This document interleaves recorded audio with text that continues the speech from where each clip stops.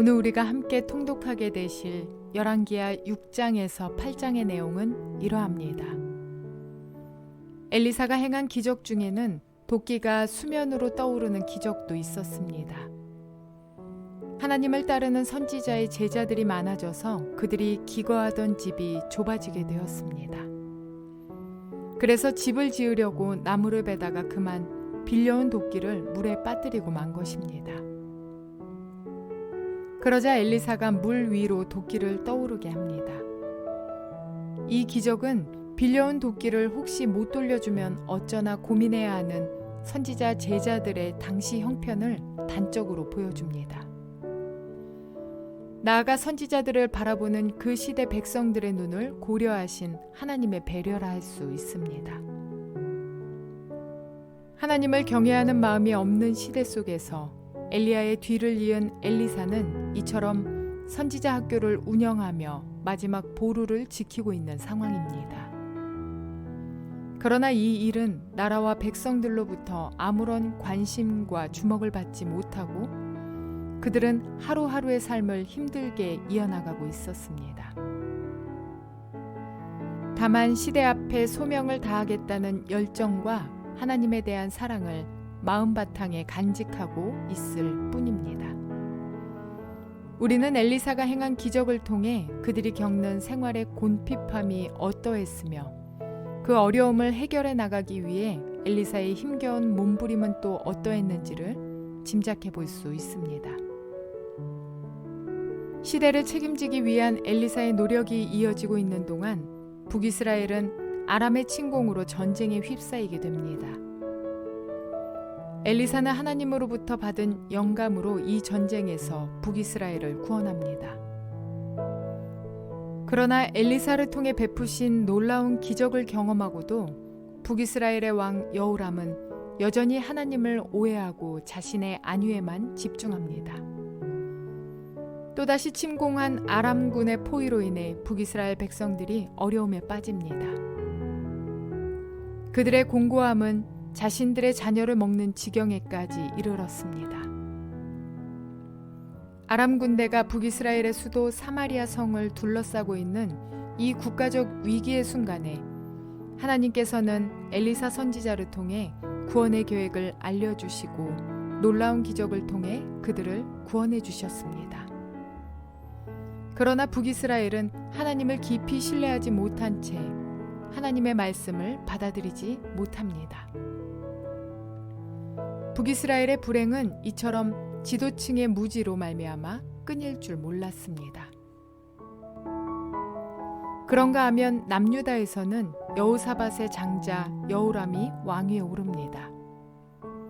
그는 자신이 왕이 되자 모든 아우들과 방백들 중 몇 사람을 죽입니다.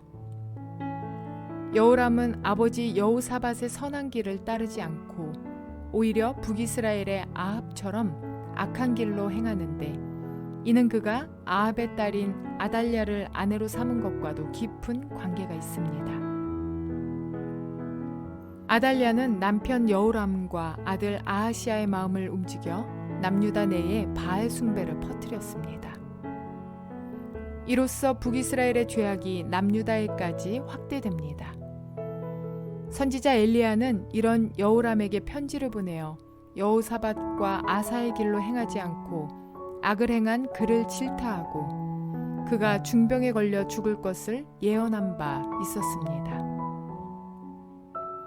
그 예언대로 여호람은 고칠 수 없는 병에 걸려 죽고 그 아들 아하시아가 왕이 됩니다.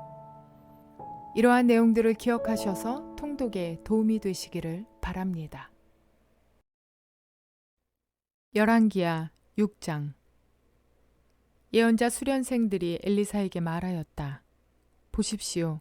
우리들이 예언자님을 모시고 살고 있는 이곳이 우리에게는 너무 좁습니다. 우리가 요단으로 가서 거기에서 들보감을 각각 하나씩 가져다가 우리가 살 곳을 하나 마련하는 것이 좋겠습니다. 이 말을 듣고 엘리사는 그렇게 하는 것이 좋겠다고 대답하였다. 한 사람이 엘리사도 함께 가는 것이 좋겠다고 하니 엘리사도 같이 가겠다고 나서서 그들과 함께 갔다. 그들이 요단에 이르러 나무를 자르기 시작하였다. 그때 한 사람이 들보감을 찍다가 도끼를 물에 빠뜨렸다. 그러자 그는 부르짖으며 아이고 선생님, 이것은 빌려온 도끼입니다 하고 소리쳤다. 하나님의 사람이 물었다. 어디에 빠뜨렸느냐? 그가 그곳을 알려주니 엘리사가 나뭇가지를 하나 꺾어서 그곳에 던졌다. 그랬더니 도끼가 떠올랐다. 엘리사가 그것을 집어라 하고 말하니 그가 손을 내밀어 그 도끼를 건져내었다. 시리아 왕이 이스라엘과 전쟁을 하고 있던 무렵이다. 그가 신하들과 은밀하게 의논하며 이러이러한 곳에 진을 치자고 말하였다. 그러자 하나님의 사람이 이스라엘 왕에게 사람을 보내어 시리아 사람들이 거기에 진을 칠 곳이 이러이러한 지역이니 그곳으로 지나가는 것은 삼가라고 말하였다. 이러한 전가를 받은 이스라엘 왕은 하나님의 사람이 자신에게 말한 그곳에 사람을 보내어 그곳을 엄하게 경계하도록 하였다. 그와 같이 경계한 일이 한두 번이 아니었다. 이 일 때문에 시리아 왕은 화가 머리끝까지 나서 신하들을 불러 모아 추궁하였다. 우리 가운데서 이스라엘 왕과 내통하는 자가 없고서야 어찌 이런 일이 있을 수 있단 말이냐. 신하 가운데 한 사람이 말하였다. 높으신 임금님, 그런 것이 아닙니다. 이스라엘에는 엘리사라는 예언자가 있어서 임금님께서 침실에서 은밀히 하시는 말씀까지도 다 알아서 일일이 이스라엘 왕에게 알려줍니다. 시리아 왕이 말하였다. 그가 어디에 있는지 가서 찾아보아라. 내가 사람을 보내어 그를 붙잡을 것이다. 어떤 사람이 그 예언자가 도단에 있다고 왕에게 보고하였다. 왕은 곧 그곳에 기마와 병거와 중무장한 강한 군대를 보내어서 밤을 틈타 그 성읍을 포위하였다. 하나님의 사람의 시종이 아침에 일찍 일어나서 밖으로 나가보니 강한 군대가 말과 병거로 성읍을 포위하고 있는 것이 아닌가. 그 시종이 엘리사에게 와서 이 사실을 알리면서 걱정하였다. 큰일이 났습니다. 선생님, 어떻게 하면 좋습니까? 엘리사가 말하였다. 두려워하지 말아라. 그들의 편에 있는 사람보다는 우리의 편에 있는 사람이 더 많다. 그렇게 말한 다음에 엘리사는 기도를 드렸다. 주님, 간구하오니 저 시종의 눈을 열어주셔서 볼 수 있도록 해주십시오. 그러자 주님께서 그 시종의 눈을 열어주셨다. 그가 바라보니 온 언덕에는 불말과 불수레가 가득하여 엘리사를 두루 에워싸고 있었다. 시리아 군대들이 산에서 엘리사에게로 내려올 때 엘리사가 주님께 기도하였다. 주님, 이 백성을 쳐서 눈을 멀게 해주시기를 간구합니다. 그러자 주님께서는 엘리사의 말대로 그들을 쳐서 눈을 멀게 하셨다. 엘리사가 그들에게 말하였다. 이 길은 당신들이 가려는 길이 아니며 이 성읍도 당신들이 찾는 성읍이 아니니 나를 따라오시오. 내가 당신들이 찾는 그 사람에게로 데려다 주겠소. 이렇게 하여 엘리사는 그들을 사마리아로 데리고 갔다. 그들이 사마리아에 들어서자 엘리사가 주님, 이들의 눈을 열어서 보게 해주십시오 하고 기도하였다. 주님께서는 그들의 눈을 열어주셨다. 그들은 비로소 자기들이 사마리아 한가운데 있는 것을 알게 되었다. 이스라엘 왕이 그들을 보고 엘리사에게 말하였다.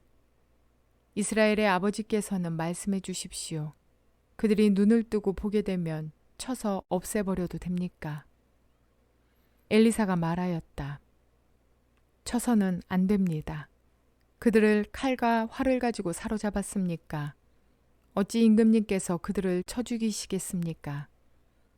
차라리 밥과 물을 대접하셔서 그들이 먹고 마시게 한 다음에 그들의 상전에게 돌려보내시는 편이 좋겠습니다. 그리하여 왕이 큰 잔치를 베풀어서 그들에게 먹고 마시게 한 다음에 그들을 보내니 그들이 자기들의 상전에게로 돌아갔다. 그로부터 시리아의 무리들이 다시는 이스라엘 땅을 침략하지 못하였다. 그러자 그런 일이 있은 지 얼마 뒤에 시리아 왕 베나닷이 또다시 전군을 소집하여 올라와서 사마리아를 포위하였다. 그들이 성을 포위하니 사마리아 성 안에는 먹거리가 떨어졌다. 그래서 나귀머리 하나가 은 80세겔에 거래되고 비둘기똥 4분의 1 값이 은 5세겔에 거래되는 형편이었다. 어느 날 이스라엘 왕이 성벽 위를 지나가고 있을 때 한 여자가 왕에게 부르짖었다. 높으신 임금님, 저를 좀 살려주십시오. 왕이 대답하였다. 주님께서 돕지 않으시는데 내가 어찌 부인을 도울 수가 있겠소. 내가 어찌 타작마당에서 곡식을 가져다 줄 수 있겠소. 포도주 틀에서 술을 가져다 줄 수 있겠소. 도대체 무슨 일로 그러오? 그 여자가 말하였다. 며칠 전에 이 여자가 저에게 말하기를 네 아들을 내놓아라. 오늘은 네 아들을 잡아서 같이 먹고 내일은 내 아들을 잡아서 같이 먹도록 하자 하였습니다. 그래서 우리는 우선 제 아들을 삶아서 같이 먹었습니다. 다음날 제가 이 여자에게 네 아들을 내놓아라. 우리가 잡아서 같이 먹도록 하자 하였더니 그 여자가 자기 아들을 숨기고 내놓지 않습니다.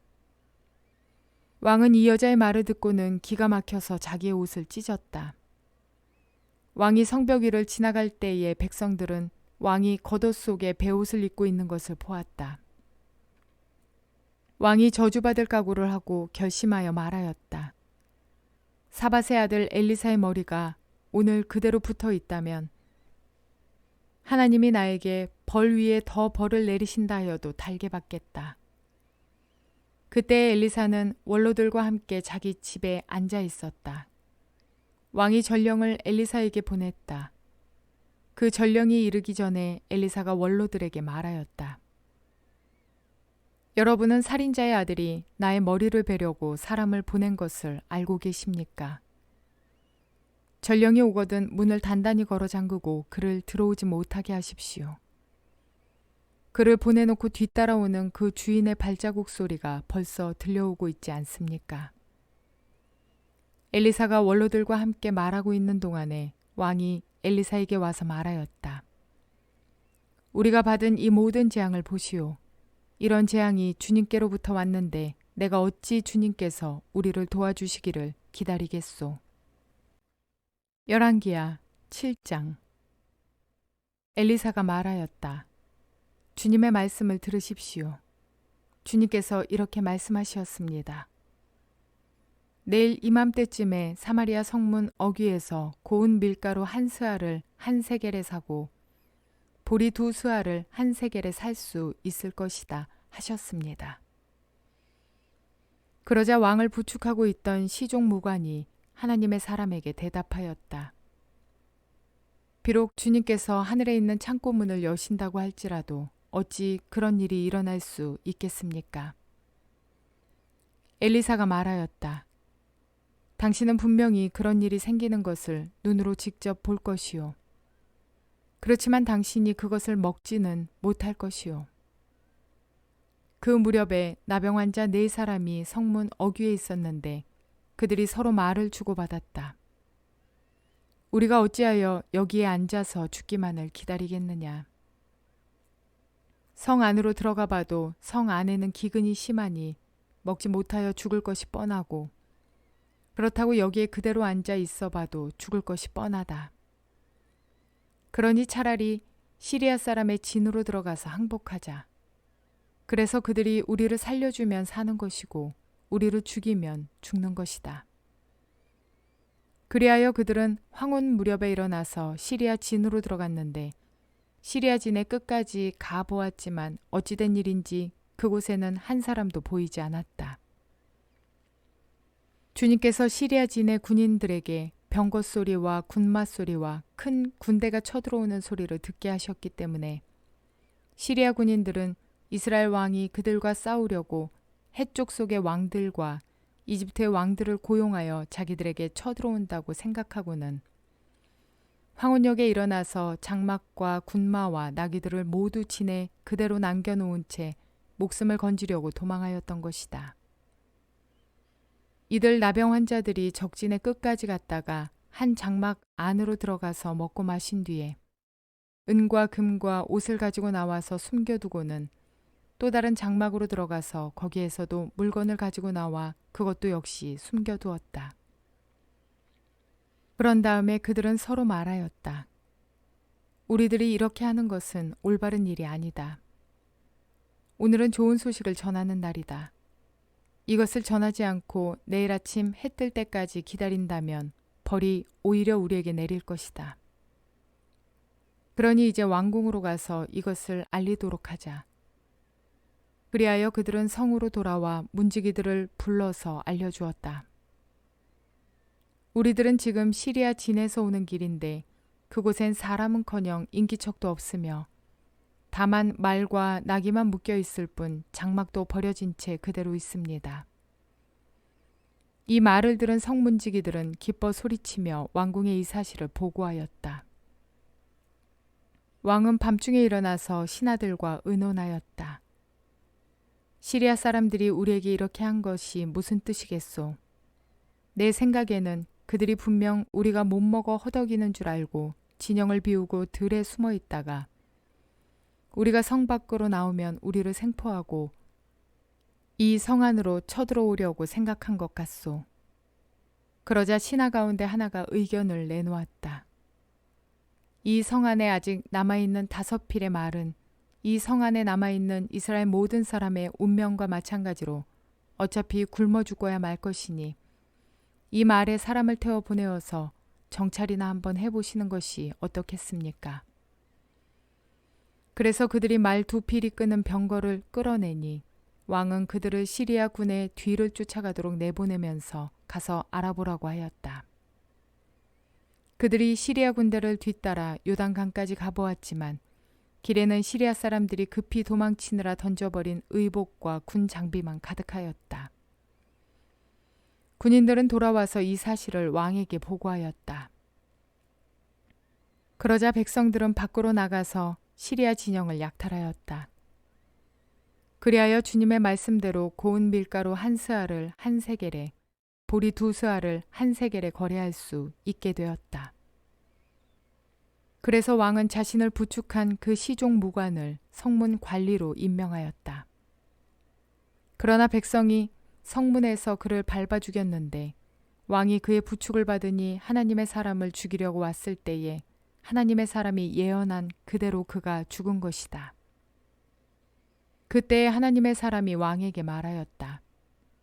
내가 내일 이맘때쯤이면 사마리아 성 어귀에서는 보리 2스아를 1세겔에 고운 밀가루 1스아를 1세겔에 거래할 것이라고 말하였을 때에 그 시종무관은 하나님의 사람에게 비록 주님께서 하늘에 있는 창고 문을 여신다고 할지라도 어찌 이런 일이 일어날 수 있겠느냐 하고 큰 소리를 쳤습니다. 그래서 내가 말하기를 당신은 분명히 그런 일이 생기는 것을 눈으로 직접 볼 것이요. 그렇지만 당신이 그것을 먹지는 못할 것이요 하고 말하였습니다. 그래서 그에게 이런 일이 일어나게 된 것이며 그가 성문 어귀에서 백성에게 짓밟혀 죽은 것입니다. 열왕기하 8장. 엘리사가 이전에 한 여인의 죽은 아들을 살려준 일이 있었는데 그 아이의 어머니에게 이렇게 말하였다. 부인은 가족을 데리고 이곳을 떠나서 가족이 몸부쳐 살만한 곳으로 가서 지내시오. 주님께서 기근을 명하셨기 때문에 이 땅에 7해 동안 기근이 들 것이오. 그 여인은 하나님의 사람이 한 그 말을 따라서 온 가족과 함께 7해 동안 블레셋 땅에 가서 몸부쳐 살았다. 7해가 다 지나자 그 여인은 블레셋 땅에서 돌아와서 자기의 옛집과 밭을 돌려달라고 호소하려고 왕에게로 갔다. 마침 그때 왕은 하나님의 사람의 시종인 게하시와 이야기를 나누고 있었다. 왕이 게하시에게 엘리사가 한 큰 일들을 말해달라고 하였다. 그래서 게하시는 왕에게 엘리사가 죽은 사람을 살려준 일을 설명하고 있었다. 바로 그때 엘리사가 아들을 살려준 그 여인이 왕에게 와서 자기의 집과 밭을 돌려달라고 호소한 것이다. 게하시는 높으신 임금님, 이 여인이 바로 그 여인입니다. 그리고 이 아이가 엘리사가 살려준 바로 그 아들입니다. 하고 말하였다. 왕이 그 여인에게 그것이 사실인지를 묻자 그 여인은 사실대로 왕에게 말하였다. 왕은 신하 한 사람을 불러서 이 여인의 일을 맡기며 명령을 내렸다. 이 여인의 재산을 모두 돌려주고 이 여인이 땅을 떠난 그날부터 지금까지 그 밭에서 난 소출을 모두 돌려주어라.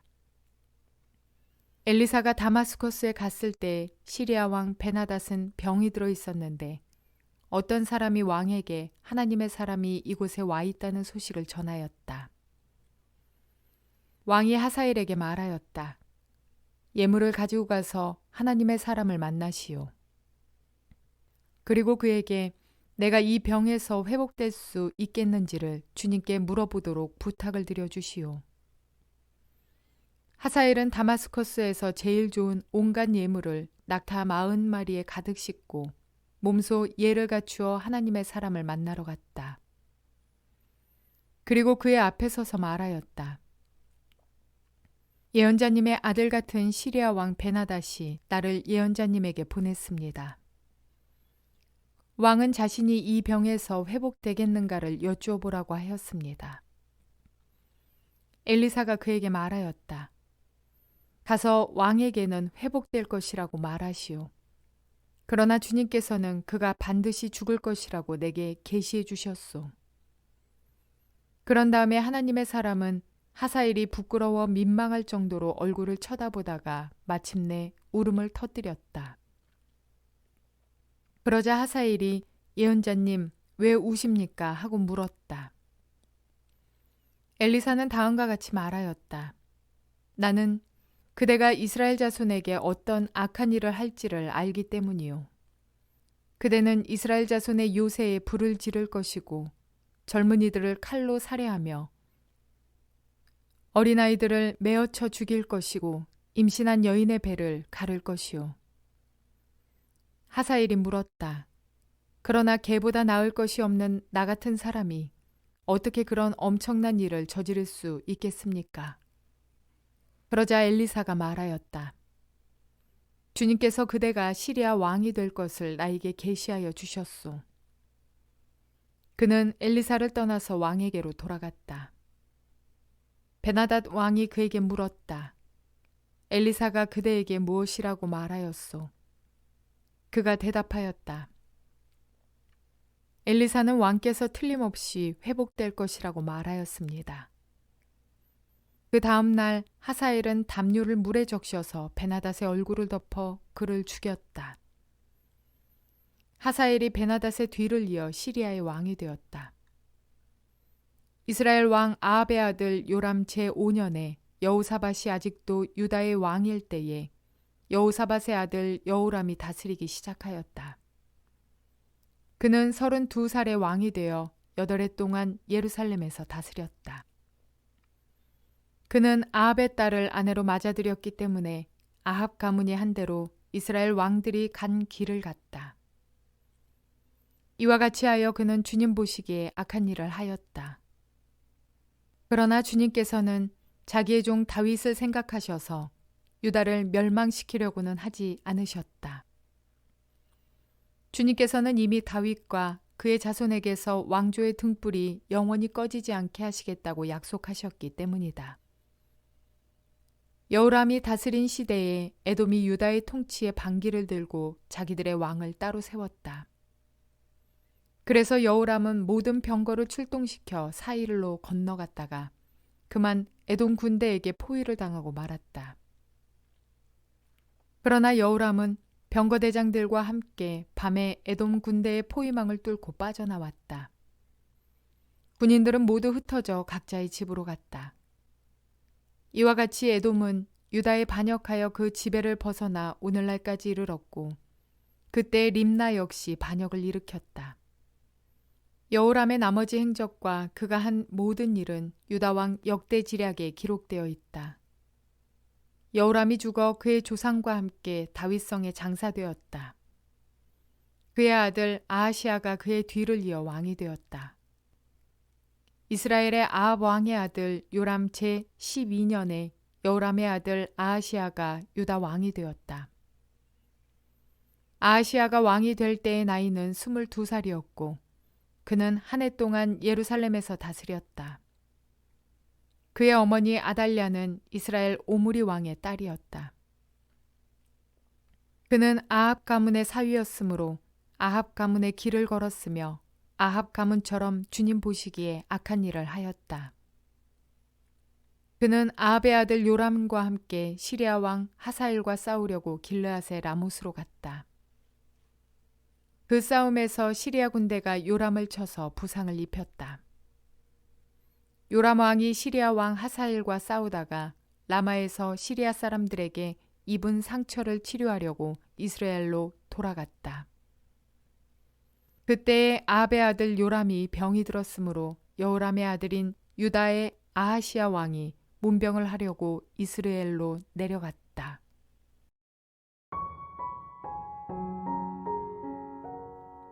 자식은 부모의 거울이라는 말이 있습니다. 어린 아이들의 말투와 행동만 보더라도 부모의 습관을 알 수 있을 정도입니다. 아달랴는 하나님 보시기에 매우 악했던 북이스라엘 왕 아합과 이세벨의 딸입니다. 남유다 왕 여호람은 이런 아달랴를 아내로 맞이함에 따라 아합의 죄악을 그대로 답습하게 되었습니다.